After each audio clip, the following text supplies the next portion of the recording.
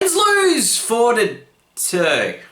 But how, Brenton? At home, we've been undefeated this season in regulation. We have not gone without a game where we haven't got a point. Some would say our hometown cooking has been delicious. You know, when you get home and your mom's got like lasagna in the oven, it comes out and you just smell it and you're like, oh yes, that home cooking. Well, do you know what we got today? Look, dinner's served. You can't be like, Mum, I don't want Cinnamon Toast Crunch for dinner, but although you would be wrong, she would then turn around and be like, you ungrateful, blah, blah, blah, blah, blah, blah, blah, blah, because it's all just white noise when parents talk. Don't you just hate product placement in videos like this? Makes me thirsty. So to the game, Penguins didn't play badly. Actually, they probably could have won that game and we just have a bad record against Boudreaux teams. I tried seeing what that stat was and it was a very hard stat to find on the intrawebs. Unfortunately, I really had no luck finding it. However, there's one little fact, in the last 10 years, he hasn't had a season below 500. So straight off the hop, the Penguins get the best of the chances, especially in the first minute or two, where Crosby gets a really good backhand chance. And by the way, Minnesota in future, you don't want to give Crosby backhand chances. And Malkin fires one off the post. Fleury made a pretty good stop where the puck went behind him and then he kind of had to shuffle to the left and make the save. However, when he made that save, it got me thinking. He was really aggressive on the first shot and then he had to scramble to get down to the left post. Murray wouldn't have needed to scramble because he would have been in a good position in the first place. Something to keep in the hip pocket. A little hip pocket. Penguins then get a power play because Minnesota decided, hey, you know what'd be fun? 6 skaters! They'll be the best of... Oh, wait, those zebra-coloured men seem to think that that's against the rules.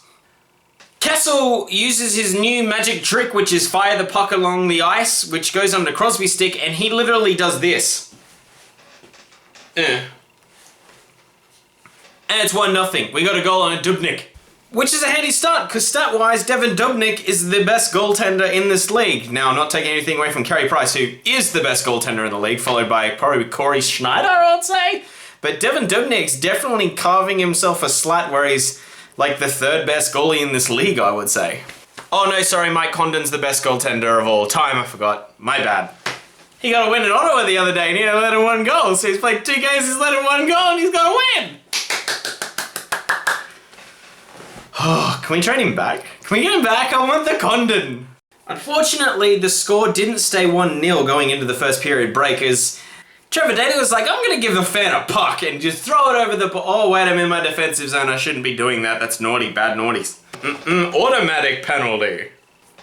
Which case, Charlie Cole stuffs it in and we got 1-1 going into the break. I was still pretty optimistic about our game. I didn't think we were playing badly. Then Devan Dubnyk decided that he's going to get a delay game as well, because what Daley did seemed like fun, which led to a goal on him. So that's kind of fun. You don't see that often where the goalie gives out the penalty and then lets in the goal. It's kind of like, yeah, that's on me, guys. That's on me. It was a great pass by Malkin, who, by the way, leads the Penguins in points with 14. Gives it to Hornquist, and then Crosby just has his stick on the ground like he's just trying to direct the thing. But it comes off a defender and in, and it's 2-1, and it's just a power play game. No more power plays. Before everything can be announced, Nino Niederreiter scores. Wow, try say that name 10 times really fast. Nino Niederreiter, Nino Niederreiter, Nino Niederreiter, Nino Niederreiter, Nino Niederreiter. I can't even do 5. Play along at home, it's fun. I call it the Nino Niederreiter game. It's a working title. And this is the controversial moment. Now, I want you to all remember one thing. Do you guys remember a few weeks ago, I can't remember what game it was, I think it might have been the first game of the season, when Hornquist, I'm pretty sure it was to tie it, got a tip in from what I thought was a high stick. And then I said we owed 1 to the NHL, while on our 3rd goal the NHL took that 1. Letang probably should have done better, and I've covered Letang and Dumoulin before. It was a trip, but whether Letang, who was flopping like a fish at the time, you know I love the flurry fish saves.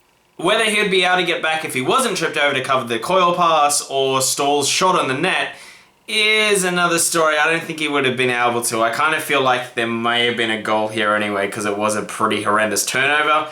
The turnover happened before the trip just was the aftermath. Then Penguins kind of throw everything but the kitchen sink at the end of the game. I thought on the power play we might have been able to get something going with about 7 minutes to go, but unfortunately nothing there. And then They fire one all the way from downtown.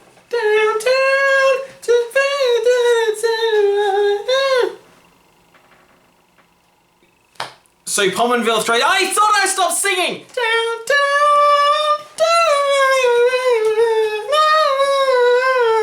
Pominville throws it all the way down to the end of the ice, and it goes in pretty much straight through the middle. It was almost like one of those like intermission shots that you see for a car.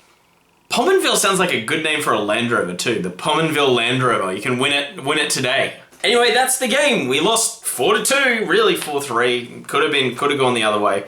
It's our first regulation loss at home. It's our third regulation loss of the season. Does mean that we sink to second in the Metropolitan, but I'm not too worried because, just quickly, the Rangers have 6 players above a 17% shot percentage, which was the highest shot percentage last year in the NHL. So that's going to come down to the medium. They're scoring way too many goals. It doesn't make any sense, although I have Zibanejad in fantasy, so I'm enjoying that. So I think our biggest rival is Washington. So keep an eye on that.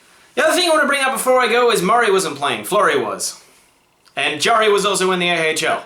I just like completing the rhyme.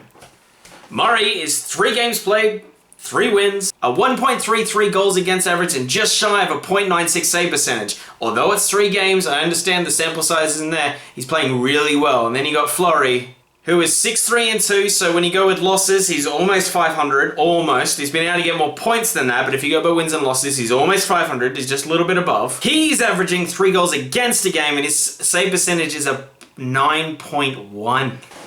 Which sadly means Peter Budaj is having a better stat season than Fleury, so is it time to maybe look elsewhere and drop the 5 million? I'm not really sure, but that's not a good save percentage. Anyway, that's the whole video, guys. I hope you enjoyed it. If you liked the video, hit that like button. If you want to sub, then hit that sub button, because then you can see more content from me. And I think the thing that I bring for potential subscribers is I just don't have advertising in my videos, so... You know, I think that's refreshing, much like this drink. Comment down below, what do you think we should do with Fleury, and what is your favorite brand of soft drink so I can market it better to you? Thanks for watching, guys. See you. Bye.